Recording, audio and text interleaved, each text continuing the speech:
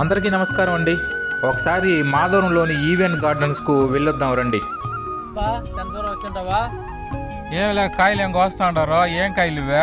ఇవి పులి రకానికి చెందినవే. బాగా ఉంటాయి ఇవి తినేదానికి. అట్లా ఉంటాయి కూడా. ఏమన్నా ఇస్తారా? కాయలు ఏమన్నా ఇస్తాము, ఇవ్వకుండా ఏంలే. మాకు కొన్ని కాయలు కావాలి, ఒక 2 కేజీలు ఏమన్నా ఇస్తారా? ఇస్తాం, ఎత్తుకోమంటమ్మా. డబ్బులు ఇచ్చేస్తాము. డబ్బులే వదిలే, ఇంత దూరం వచ్చిన మా కోసం. ఎత్తుకోపో, ఊరికి ఫ్రీగా కూడా ఎత్తుకోపో. మళ్ళీ వస్తారు కదా ఒకసారి కూడా. అప్పుడు కావాలంటే చూద్దాంలే.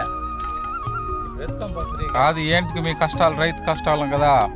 ఏం మాకు కష్టం మాకున్నదే. కూడా మేము అట్లంతా ఇదని డబ్బులు కూడా చేసిపోవడం మేము.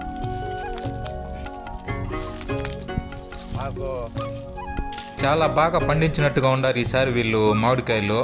చూస్తూ ఉంటేనే అసలు ఇంకా కొంచెం చూద్దాము అని అనిపించేటట్టుగా ఉన్నాయి. చూడండి ఒకసారి మీరు కూడా ఎంత బాగున్నాయో కలర్గా. ఇవి కలర్ రకానికి చెందిన పులేర రకాలు మామిడికాయలంట. చాలా బాగున్నాయి చూసేదానికి. మరి తినేదానికైతే ఎట్లుంటాయో మనకు కూడా తెలియదు. అందుకే వచ్చినాను, ఒకసారి కొన్ని కాయలు తీసుకొని పోదాము. ఒకసారి రుచి చూస్తేనే తెలిసేది కదా మనకు కూడా. చూడండి, ఇవి అంతా పాలంతా బాగా ఆరిపోయిన తర్వాత కొన్ని అన్నకూడలు వేసినట్టుండారు. చూడు ఎంత బాగున్నాయి. కాయలన్నీ ఒకే రకంగా ఉన్నాయి బా, కలర్లా. చూస్తూ ఉంటేనే తినాలనిపించేటట్టుగా ఉన్నాయి బా ఈ మామిడికాయల. ఎంతైనా మాధవరం వాళ్ళు మామిడికాయలు భలే పండిస్తారబ్బా. ఈ చిత్తూరు జిల్లాలోనే నెంబర్ 1. అందుకే వచ్చిన నేను కూడా కొన్ని కాయలన్నా తీసుకొని పోదాము ఇంటికి. ఈసారి బాగా తినాల మామిడికాయలని ఉద్దేశంతో. మీలో ఎవరికైనా ఇలాంటి ఫ్రెష్ మామిడికాయలు కావాలనుకుంటే నేరుగా మమ్మల్ని సంప్రదించగలరు.